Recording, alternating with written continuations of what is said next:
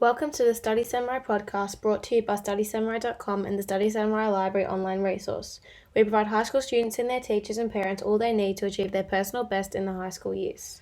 In this episode, we look at multitasking. Multitasking, myth or reality? It all depends on who you talk to. Ask any student, they will tell you they can multitask with ease. Do homework, watch TV, listen to music, and check their phone all at the same time. No problem. Ask the academic researchers, though, and a different story emerges.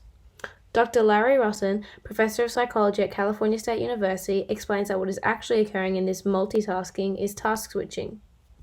Instead of doing these two things at once, students are actually switching their focus from one task to another and back again in a parallel fashion at high speed, resulting in them staying on task for an average of only 65% of the time period and for a maximum of only 3 to 5 minutes at a time. Constant task switching results in it taking much longer to complete the individual tasks, not just due to the interruptions, but also because there are delays as the brain switches between tasks and refocuses. This brief bottleneck in the prefrontal cortex delays the start of the next task, and the more intense the distraction, the longer it will take for the brain to react.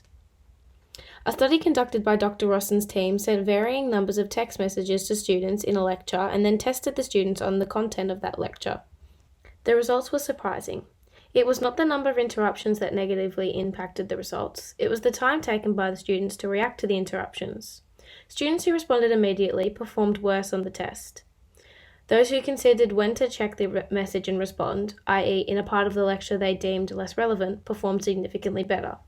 What we can learn from this is that students need to become more aware of their task switching and make conscious decisions as to when they choose to shift their focus, instead of being enslaved by the technology and at its constant beck and call. We need to teach students that this constant mental task shifting, even thinking about the technology has the same effect as actually checking it, takes oxygen and brain activity away from what they are learning.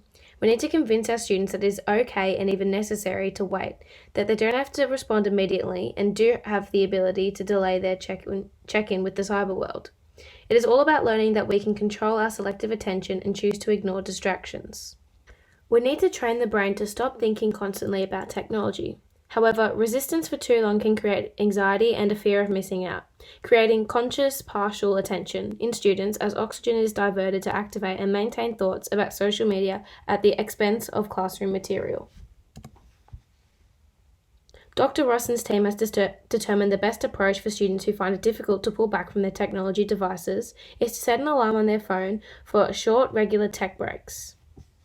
They may start with 15 minutes and gradually increase this amount over time to around 30 minutes.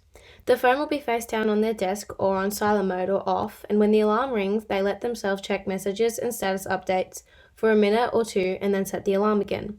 Dr. Rossen's studies found that knowing they can check in 15 minutes creates less anxiety, whereas depriving them of the phone completely did not stop them thinking or obsessing about possible e-communications, which took away from their ability to focus fully on their homework. It all comes back to teaching the concept of focus. Finally, Dr. Rossen argues that we cannot simply remove technology and other distractions. They are too intricately woven into students' daily lives. Instead, students should learn metacognitive skills to help them understand when and how to switch their attention between multiple tasks or technologies.